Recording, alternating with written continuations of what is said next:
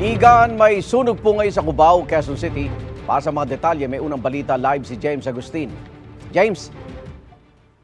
Igan, nakataas sa unang alarma yung sunog na nagaganap ngayon sa ilang commercial establishments dito sa kanto ng EDSA at Aurora Boulevard sa Cubao sa Quezon City. Sa inisyal na impormasyon na nakuha natin mula sa Bureau of Fire Protection National Capital Region, nagsimula itong sunog kaninang alas 6:26 at ilang minuto lang ang lumipas ay agad na itinaas ang unang alarma.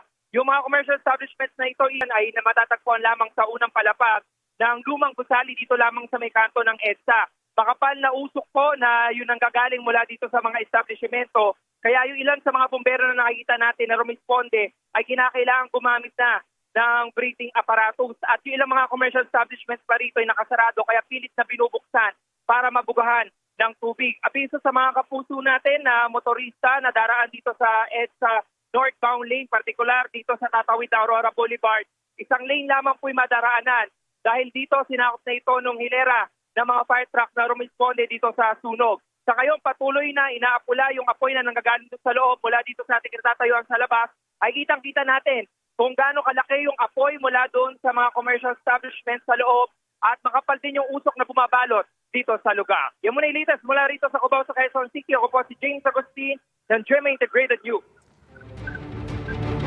Igan, mauna ka sa mga balita, mag-subscribe na sa GMA Integrated News sa YouTube para sa iba't ibang ulat sa ating bansa.